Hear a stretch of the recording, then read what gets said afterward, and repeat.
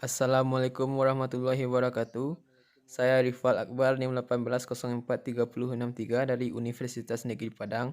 Dalam video ini saya akan mencoba melakukan analisis fundamental terhadap perusahaan Bentel Internasional dengan nama saham RMBA. Video ini saya buat untuk memenuhi tugas teori portofolio analisis investasi saya. Baiklah, pertama kita masuk ke dalam review perusahaan. PT Bentel International Visma Tbk adalah anggota dari British American Tobacco Group. Perusahaan ini adalah perusahaan rokok di Indonesia. Kegiatan usaha perusahaan meliputi riset dan pengembangan, pemrosesan daun tembakau dan cengkeh, manufaktur produk tembakau, pemasaran dan distribusinya. Pemegang saham pengendalinya yaitu British American Tobacco dengan kepemilikan senilai 92,48%, kepemilikan publik yaitu United Bank of Switzerland senilai 7,29%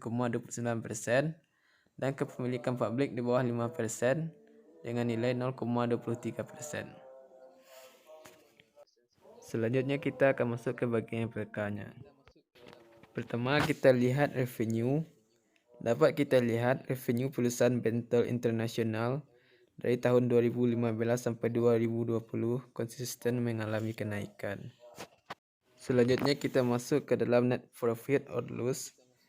Dapat kita lihat bahwasanya perusahaan selalu mengalami kerugian dari tahun 2015 sampai 2020.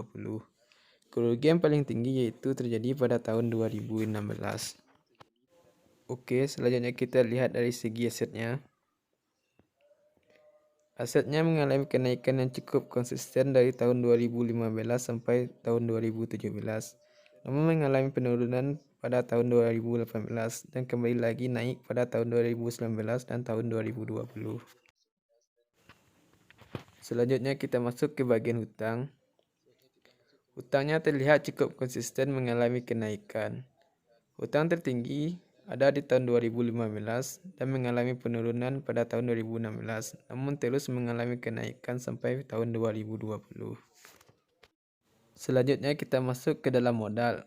Dapat kita lihat bahwasanya modal tidak konsisten. Modal mengalami kenaikan dan penurunan dari tahun ke tahun.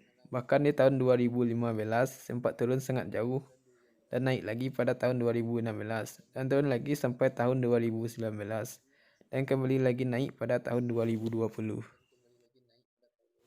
Selanjutnya, kita akan masuk ke dalam summary laporan keuangannya.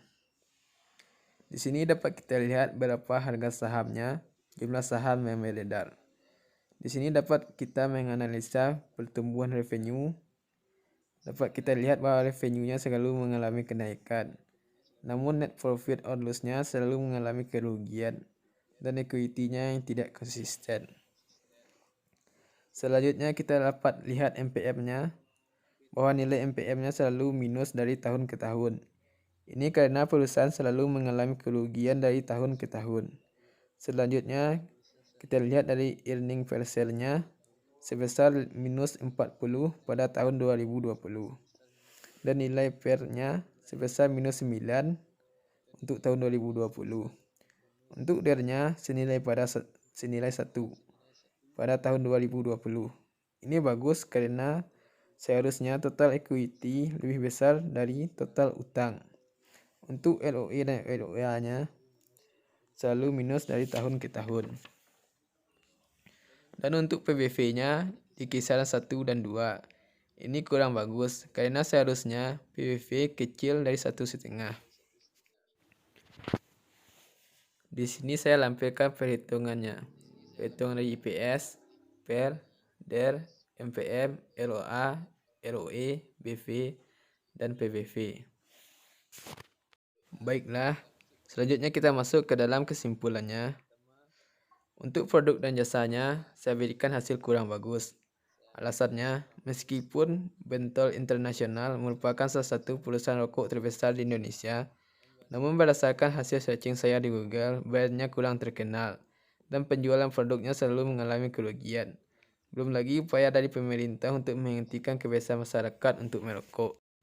Untuk GCG-nya saya berikan hasil kurang bagus karena pemegang saham pengendalinya adalah American British Tobacco yang merupakan sebuah perusahaan tembakau global dengan jaringan lebih dari 180 negara.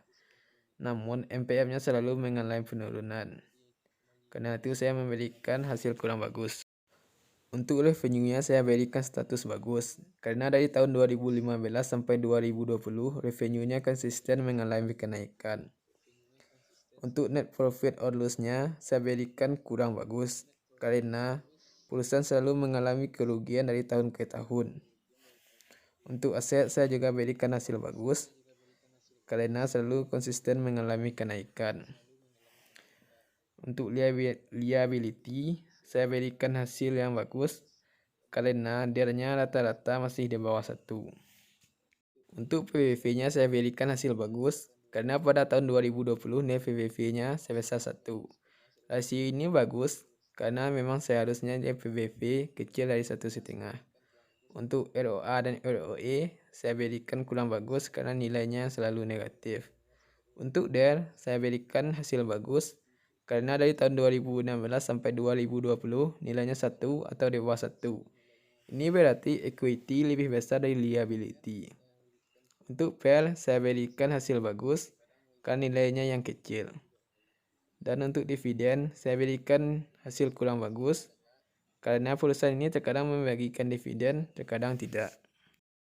Jadi hasil bagus sejumlah 6 buah, dan hasil kurang bagus sejumlah 6 buah. Untuk hasil analisis fundamental PT Bentel Internasional. Demikianlah analisis fundamental PT Bentel Internasional Investma dari saya.